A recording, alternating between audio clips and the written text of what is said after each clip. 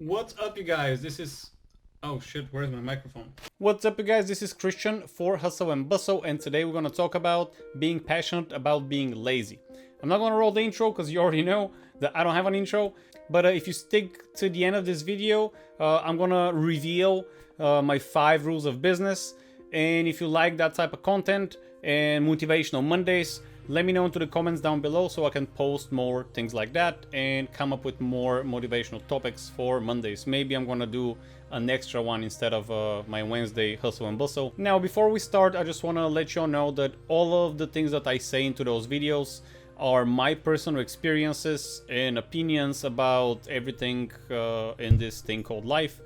And you know, some things are factual and some things are opinions. Obviously, there are some facts that we all gonna agree upon and science will agree upon, and there's a gazillion other things that everybody on the internet will argue with you about it. Because, you know, why not? Welcome to American 2021. Everything is debatable. You know, 1 + 1 is, you know, pink. So if you don't agree with me on something, it's all good.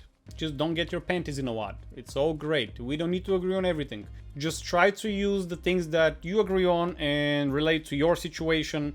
You know, maybe you don't want to retire early, which is what we're going to talk about today. Maybe you don't want to retire early. Maybe you want to work until you're 60 and become the best doctor there ever will be.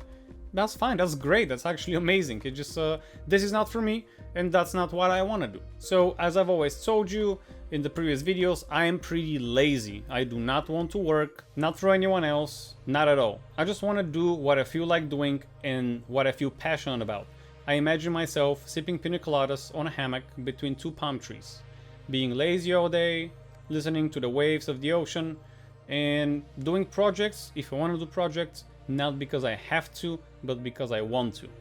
For example, I'm very passionate about finances and financial freedom, and that's the reason why I started this channel. I'm not making money out of the channel, it's just because I really want to educate people and show them that there is a way that, you know, you can grind and accumulate wealth. Most people think that, oh, you have to inherit the money, oh, you have to have rich parents. I didn't have rich parents. I didn't inherit the money. As you know, I am an immigrant. I came here, no connections, nothing. And for 3 years, I think, almost 3 years, I've achieved what I've achieved now, or what I have now, which is not much. I'm not a millionaire yet, but I'm halfway there. We're gonna talk more about my assets in the future videos and, you know, where I am into the, am I a millionaire or not? I mean, I'm not, but how close I am to that. So all in all, what I want to do and why I call myself lazy is because I am lazy to work for 40 years and retire when I'm 60 plus. I am lazy to do that. So I want to retire before 40, ideally next year, you know, ideally before I turn 35 or a couple of months after I turn 35. And like I've always said, what if I don't achieve that? What if I retire when I'm 36? Am I going to be disappointed? I don't think so. So most people accepted this as normal. We go to school for 12 years, then we go to college for 4 to 7 years, depending what you're studying.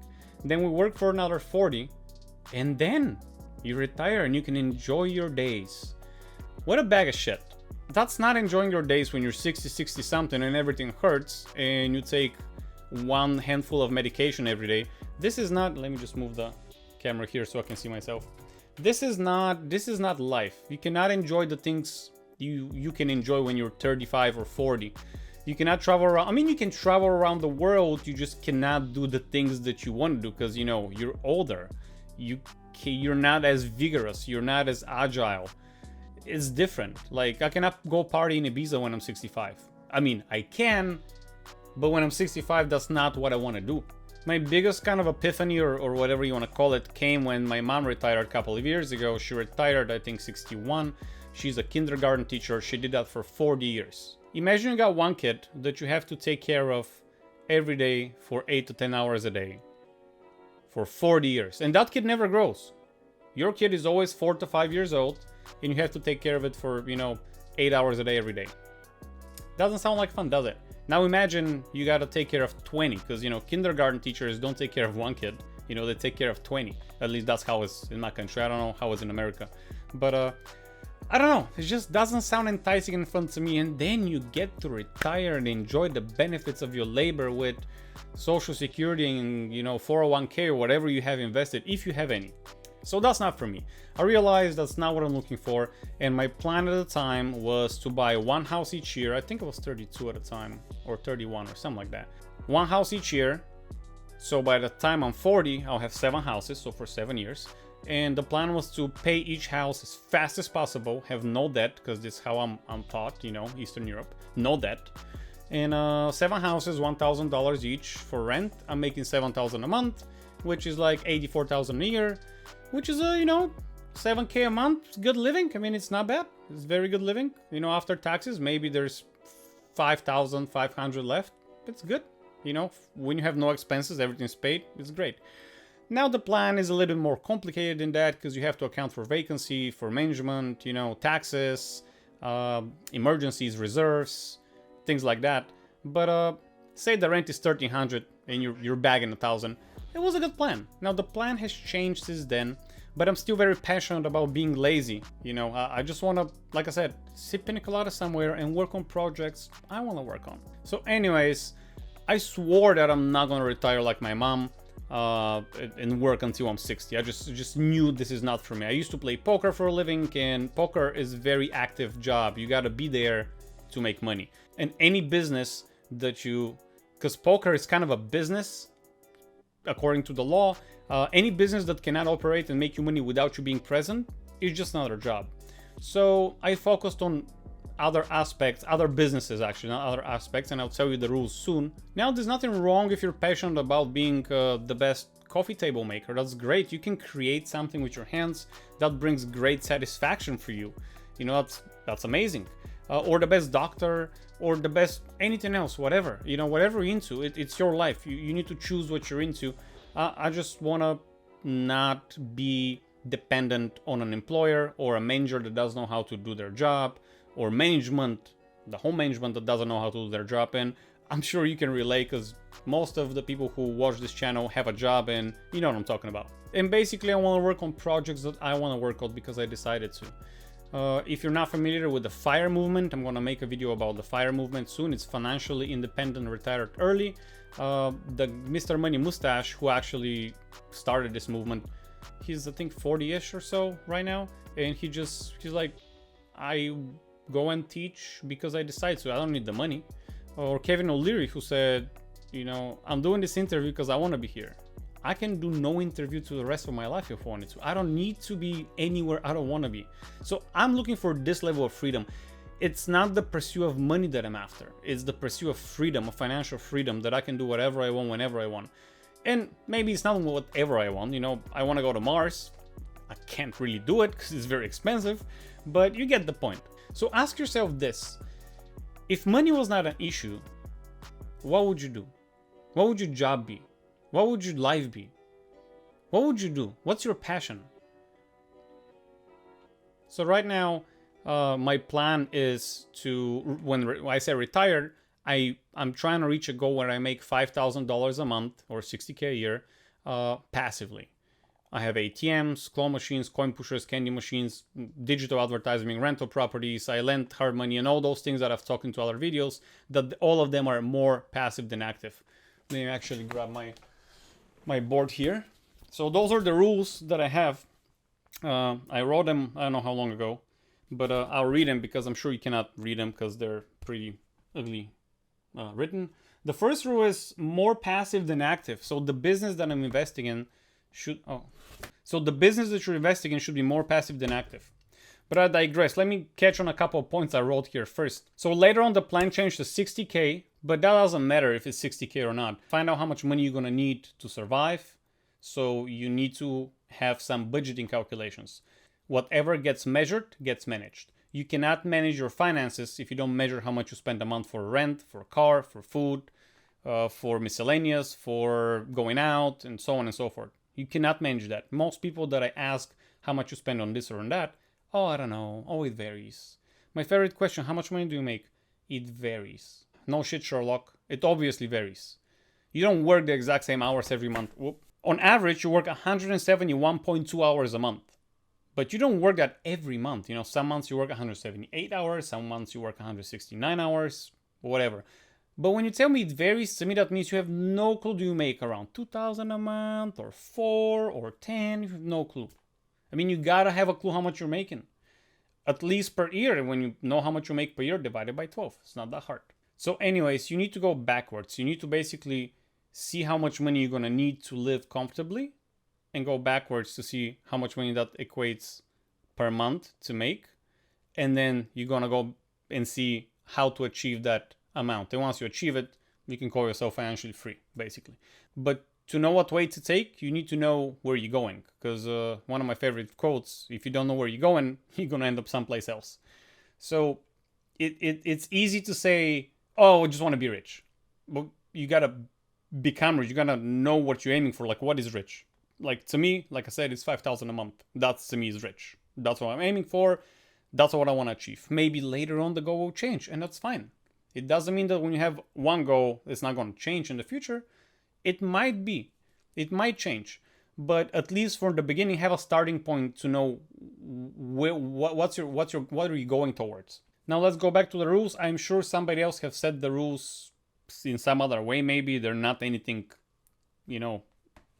proprietary or innovative. So in order for me to retire early, I believe those rules should be implemented. I mean, if not all, at least majority of them in every business I'm in. So the first business I have in America was a virtual reality, and the rules did not apply to that, and you'll see how. So the first rule, like I said, is more passive than active. That means that the business should be something that you should not be present there every day, all day, which is a W2 job. You're there every day, all day, right? So the virtual reality business was, I have two setups, the computer that I'm recording right now, and I have another one there that I'm doing my drop shipping with. I have two very beefy machines, and I had two virtual reality setups. So I was going to events. At least that was the idea. I never actually did. I had to go to events. The players will play. I'm going to accommodate the players, the customers, and I'm going to collect money. But this is very active. I got to be there present or hire somebody. Which is fine, but then we're gonna go to rule number 2, which is zero to as little employees as possible. Employees are the worst, in my opinion. Stop falling down. Employees are the worst. People are hard to manage. It's hard to find good workers. That's why when I find one, I make sure I stick to them. And every employee that ever worked for me, they have some stake into the company they work for, or they have some benefit from finding an account or signing a contract. They always have a stake in that because I want to incentivize them by result, not by hours. And that brings me to another topic that I wanted to discuss. A lot of people make videos on YouTube or do something else and they say, but I put so much work into it. Why is not liked? Well, no one cares how much work you put. You know how much work I put into my videos and then I have like 3 likes and 1 angry comment? I mean, I believe the videos that I make have value, and I hope you see that value, but that doesn't mean you will. Maybe they're shit. I don't know. Time will tell. I will try with YouTube and we'll see how it's gonna go.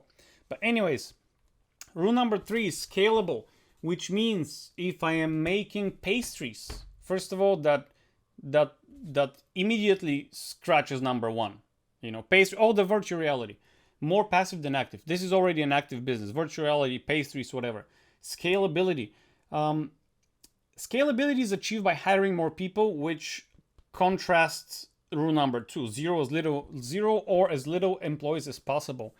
Basically, I want to scale without having to have employees. And I'm going to give you a best example. ATMs. It's more passive than active. Right now, as we speak, my ATMs are making me money. Zero or little employees as possible. I'm the only employee of this company. Is it scalable? Yes. The more ATMs I can place 10, I can place 100, I can place 1,000. It's scalable. Rule number 4, easily outsourceable. So everything is outsourceable. You can outsource absolutely everything. The question is, how much do I need to teach the person before they take over? For example, with ATMs, I can outsource it and be like, hey, can you vault? It's called cash vaulter. They put their own money into the ATM. I don't need to teach them anything. You give them the password, they change it to their password, and then they just put the money in. That's it. There's no 1-month course. Now, if I need somebody to manage my properties and there were no managing companies, I need to teach somebody how to manage. But luckily, with the properties, there is a managing company. All I'm saying is, if I want to outsource a pastry, I need to hire a professional, a chef who's going to run the whole operation, which means I need to trust somebody with my business for them to run it.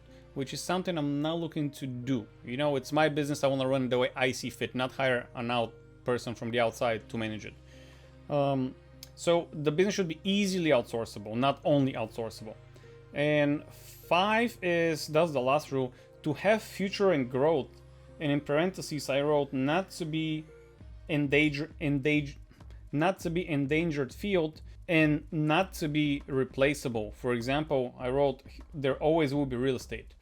I don't know what argument to give you here that something might be replaceable. The argument with money, with like dollar bills, you know, they're going to be replaced by digital currency. That's maybe a far-fetched example, but some fields are getting extinguished because, you know, technology. Maybe money is not the one that is coming so soon, but this is the one I can think of right now. But for example, ATMs are maybe endangered because if they get replaced by you know, money not being available and not being so widespread anymore. But all of my ATMs can do Bitcoin, and soon they'll release software that you can buy other currencies as well. So I'm hedged there. It's good. Claw machines always going to be around. People always want to have fun. Candy machines, you know, people will want to put a quarter in, get some candy out, and so on and so forth. Digital advertisement, people will always do advertisement. So those are the 5 rules that I have. Let me put that back. And this is the plan for now, to retire early, and I'm very passionate about it because I'm lazy. I always say that as a joke, and some people actually don't get it, but I hope you do. I am lazy to work 40 hours a week for 40 years. That's why I'm working 80 hours a week now. I hope that makes sense to you guys. Because if you want to work for 40 years, sure, work 40 hours a week, and that's fine. I'm not like that. I don't want to do that. So I'm willing to work 80 to 100 hours now because I'm lazy to work 40 hours for 40 years. All right, that's the video I had for today, guys. I hope you have a prosperous day and an amazing week. Hope you hustle and grind and achieve your goals. We're gonna talk about goal setting as well in the future. If you like that content, as usual, I'll appreciate if you help me grow the channel by hitting the like button, subscribe, and leave a comment. That's it for today. I'll see you next time. Keep hustling. Why do I always do that at the end? All right, I'll stop doing that.